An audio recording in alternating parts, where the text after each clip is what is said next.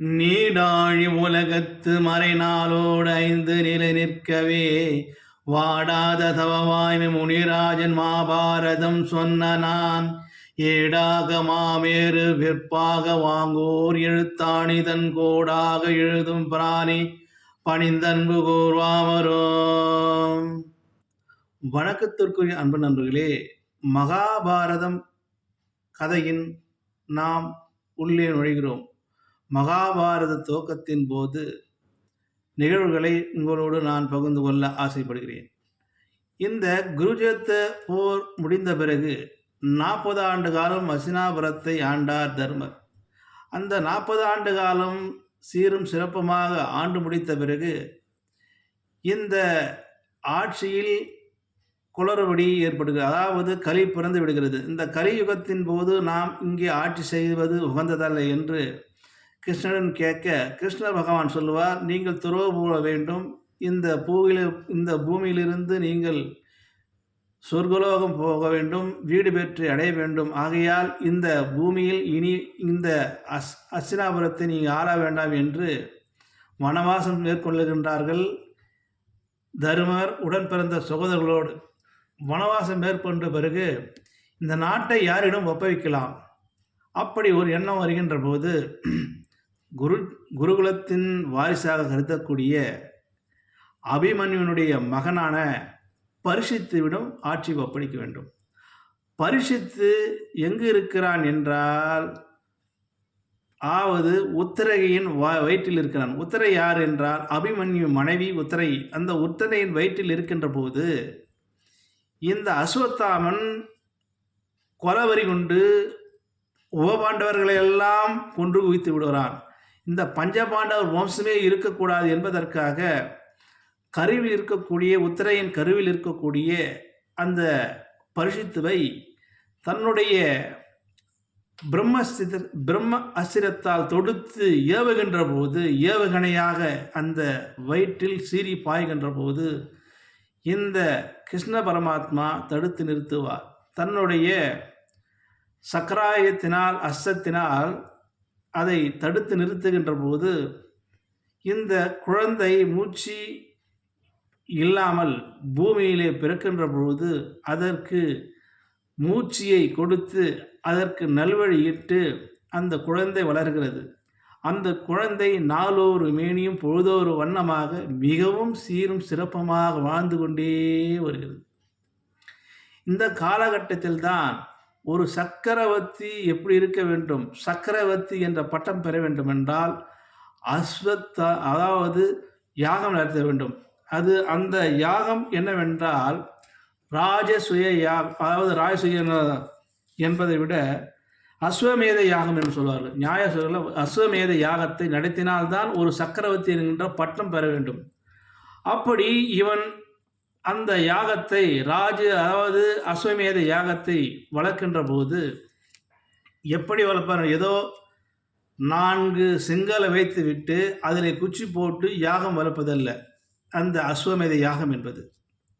நன்கு உணருங்கள். அந்த அஸ்வமேத யாகம் என்பது யாக வேள்வி நடத்துகின்ற போது அந்த வேள்வியை நேர்ந்து விட்டு ஒரு குதிரையை அனுப்புவார்கள். அந்த குதிரையை தன் நாட்டு கொடியை அது முதுகிலே சொருகி அனுப்புகின்ற போது அந்த குதிரை எங்கெல்லாம் செல்லுகின்றதோ, அந்த குதிரை எங்கெல்லாம் போகின்றதோ அங்கே போகின்ற போது எதிரி நாட்டு அரசன் நாட்டில் சென்றடைகின்ற போது இது பின்தொடர்ந்து வருகிறார்கள்.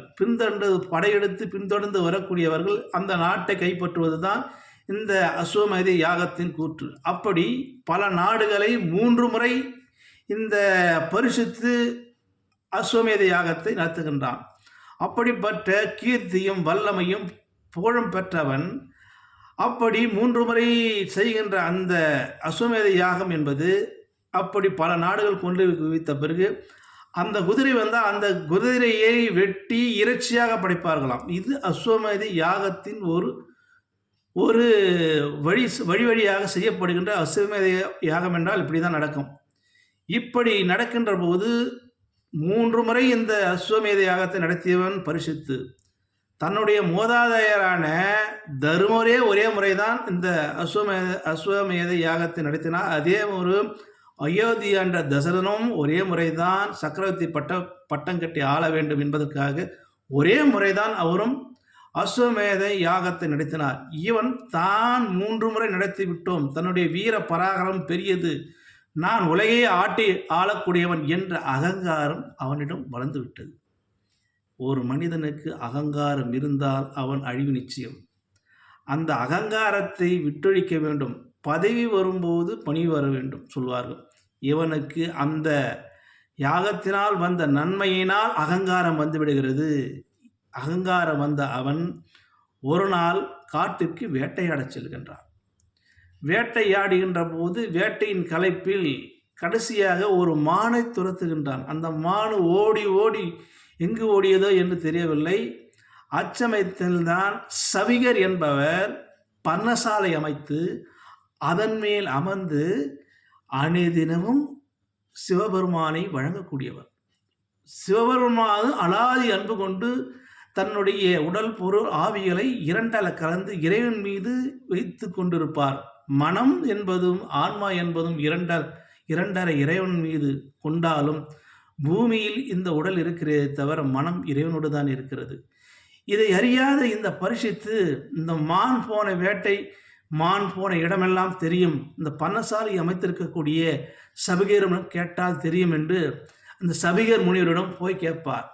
வணங்கி நமஸ்கரித்து விட்டு, முனிவரே இப்பக்கம் மானுடையதா என்று கேட்பார். அவர் தவக்கோலம் பூண்டிருக்கிறார்.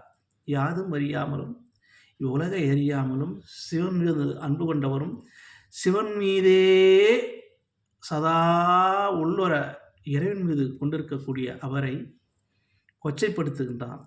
ஏன் முனிவரே, மூடனே, முட்டாளே, இந்நாட்டு மரசன் நான், என்னை இழிவுபடுத்துகிறாய் என்று பக்கத்தில் இருந்த செத்த பாம்பை எடுத்து மாலையாக போட்டு விடுகிறான். மாலையாக அணிந்து கொண்ட அந்த முனிவர் அப்பவும் கண் திறக்கவில்லை.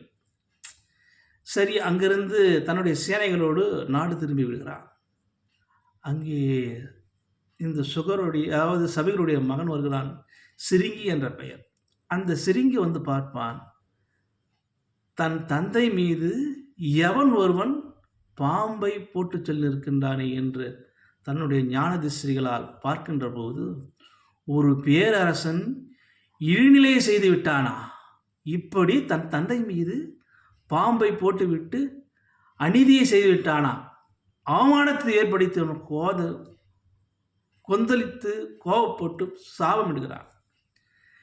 பரிசித்து மன்னா, இன்றும் 7 நாட்களில் நீ இறக்க கடவது. ஒன்றை புரிந்துகொள், எப்போது முனிவரை நீ என் தந்தையாரை மதிக்கவில்லையோ அப்போதே நீ உனக்குண்டான இறப்பு நிர்ணயிக்கப்பட்டது என்று கோபமாக பேசி சாபமாக விட்டு விடுவார். சற்று நேரத்தில் தன்னுடைய தவக்கோலம் கலைந்து அந்த சபிகர் முனிவர் பாப்பா தன்மேல் பாம்பு இருப்பது தன் மகன் சொன்னதெல்லாம் ஞானதிஷ்டிலே வருகிறார். ஐயோ, பட்டங்காட்டி ஆளகின்ற பரிசுத்து மன்னன் இப்படி ஏதோ அவன் அறியாமையால் தவறு செய்து விட்டான்.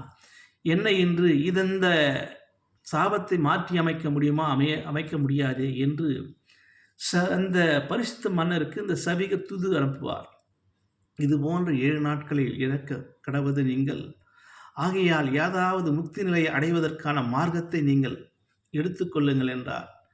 அதற்கு கண்ணீர் விட்டு கதிர் எழுத அந்த பரிசுத்த மன்னன் வியாதவியாசரின் மகனான இந்த சுகர் என்கின்ற முனிவரை அழைத்து, அதாவது அவரிடம் கேட்பார், பாகவத புராணம். இந்த பாகவத புராணம் என்பது நாம் ஒன்றை நாம் உணர்ந்து கொள்ள வேண்டும். கர்ம யோகத்தை பற்றி சொல்லுகிறது. அதாவது கர்ம யோகம் என்றால் ஒருவன் நேர்மையானவனாக உழைத்து அதிலிருந்து கலைத்து அதிலிருந்து உட்கொண்டு வாழ்கின்றானே அவதான் கர்மயோகி. தானும் வாழ வேண்டும், அடுத்தவரையும் வாழ வைக்கும் என்று நினைக்கின்றானே அவன்தான் கர்மயோகம். அந்த யோகம் உள்ளவன் பக்தியாக மாறிவிடுகிறது. அடுத்தவரை தான் நேர்மையாக இருந்து அடுத்தவரை வாழ வைத்து அதில் இருக்கின்ற பேரானந்த பக்தியாக மாறிவிடுகிறது. அந்த பக்தி ஆகியவற்றில் தேர்ந்த பின் அது ஞான யோகமாக மாறிவிடுகிறது. ஒருவனுக்கு பக்தி யோகமாக மாறி ஞானம் வருகின்ற போது அவன் ஜீவமுக்தி அடைகின்றான். ஜீவன் முக்தி என்றால் இந்த ஜீவனிலிருந்து அவன் முக்தி நிலையை அடைகின்றான். அந்த முக்தி அடைகின்ற போது அவன் என்ன நிலை என்றான், இந்த உடலை விட்டு பிரிகின்ற போது விதேக முக்தி அடைகிறான். விதேக முக்தி என்றால் இந்த உடல் விட்டு போகின்ற போது அவன் ஆன்மா விதேக முக்தி என்று சொல்லுவார்கள். அந்த விதேக முக்தியை அடைகின்றான். அப்படி இந்த பாகவத புராணத்தை சொல்லுகின்ற போது இந்த பரிசுத்துக்கு சொல்லுகின்றார். அதற்கு முன்னரே பரிசுத்து தன்னுடைய இது போன்ற இறப்பு வருகின்ற தெரிந்து தன் மகனான ஜனமேஜய மகாராஜனுக்கு பட்டம் கட்டி முடிசிட்டு இந்த சுகரிடம் இது போன்ற பாகவத புராணத்தை கேட்டுக்கொண்டே இருப்பார். அப்போதும் இந்த பரிசுத்த மன்னன் சங்கலப்படுகின்றான், கண்ணீர் விடுகின்றான். மரணம் வருகிறதே, நான் பெரிய பிழை செய்து விட்டேனே என்று புலம்புவான். அப்பொழுது இந்த சுகர் என்று சொல்வார், ஒரு கதை உனக்கு ஊமையாக சொல்லுகின்றேன் கேள் பரிசித்து. ஒரு அரசன் இருந்தான். அந்த அரசன் கோழி கூண்டிலே போய் ஒரு நாள் படுத்து கொண்டான். அந்த கோழி கூண்டு குளுமையாக சுகமாக இருந்தது.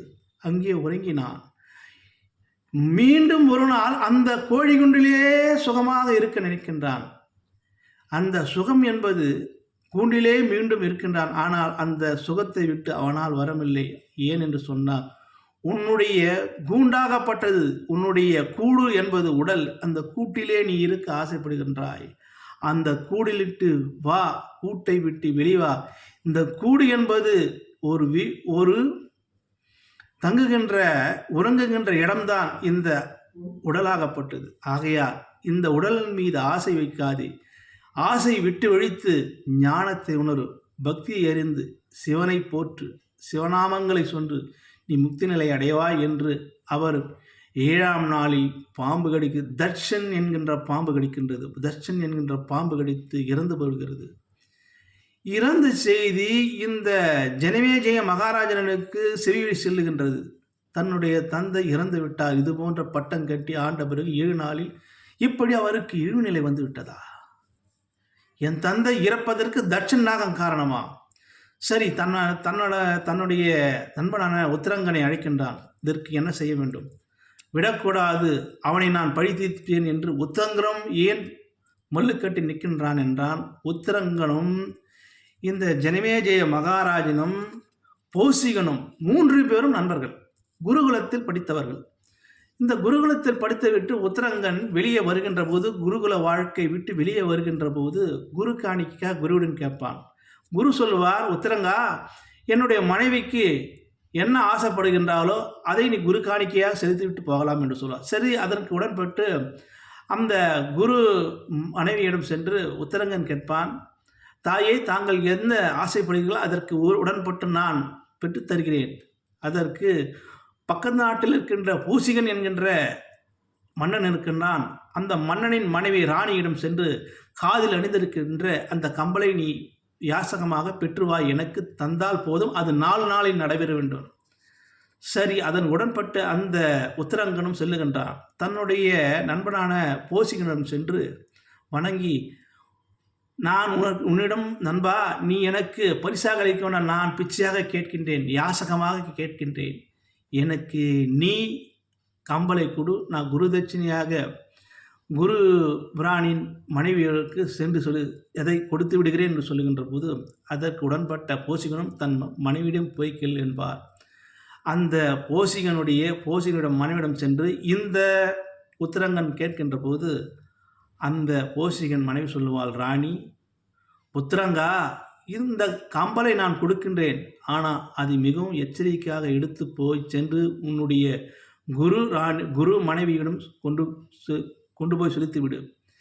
வழியில் தட்சன் என்ற நாகம் இதை பறிக்க வருவான். இந்த கம்பளின் மீது அவனுக்கு அலாதி அன்பு, ஆகையால் எச்சரிக்கையாக இரு என்று சொல்லுகின்ற போது சரி, அப்படியாகட்டும் என்று அதை பெற்று யாசகமாக பெற்று சென்று வருகின்ற போது வழியில் குளக்கரையில் குளிக்கலாம் என்று அந்த 2 கம்பளையும் வைத்துவிட்டு குளத்தில் குளிக்கின்ற போது எப்படியோ சுதாரித்து கொண்ட தட்சன் அந்த அடுத்த கணமே அந்த கம்பலை பறித்து கொண்டு நாகலோகம் சென்று விடுகிறான்.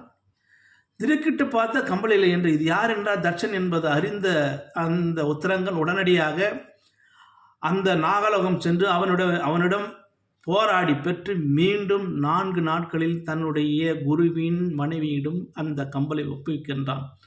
கோபம் கொண்ட உத்தரங்கன் எப்படியாவது இந்த நாக கூட்டத்தை அழிக்க வேண்டும், என்னை அலைகழித்த இந்த நாக கூட்டத்தை அழிக்க வேண்டும் முற்படுகின்றான்.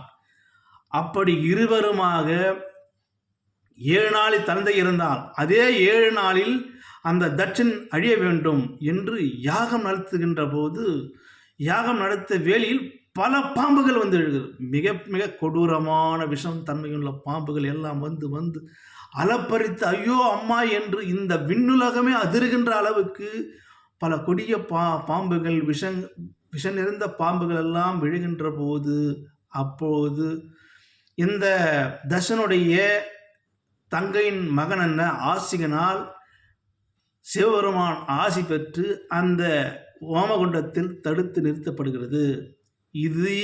இது போன்ற யாகம் நடத்தினால் இன்னும் பேரழிவு ஏற்படும், எங்களுக்கு கண்விட்டு காலில் விழுந்து அருண்டு புரண்டவ இந்த ஜனமே ஜெயன் மனம் இறங்கி பாதியிலே அந்த யாகத்தை நிறுத்தி விடுகின்றான். தட்சன் பிழைத்து விடுகின்றான். இப்படி பட்டங்கட்டி ஆளுகின்ற போது இந்த ஜனமே ஜெயனுடைய கதை தொடர்ச்சியாக இன்னும் சொல்ல வேண்டும் என்றால், இதன் பிறகுதான் இந்த ஜனமே ஜெயனுக்கும் ஒரு சாபம் வரும். அந்த சாப விதத்தை நிவர்த்தி பண்ணுவதற்காக மகாபாரத கதை சொல்ல வரும். ஆகையால் இந்த கதை இன்னும் நீட்டி இன்னும் தெளிவுபடுத்தி சொல்ல வேண்டும் என்றால் சில காலம் எடுத்து நான் சொல்ல வேண்டும். ஆகையால் இந்த கதையை இதோடு முடித்துக் கொள்கிறேன். மீண்டும் ஒரு பதிவில் பெறுவோம். ஜனமே ஜெயன் ஆட்சி எப்படி இருக்கிறது, எப்படி இந்த மகாபாரத கதையை சமூகத்திற்கு இந்த மக்களுக்கு எப்படி கொண்டு சென்றான் என்பதை, அந்த மிக சிபாரிசு நிறைந்த அந்த கதையை இன்னொரு பதிவில் சந்திப்போம். நன்றி, வணக்கம் அன்பு நண்பர்களே.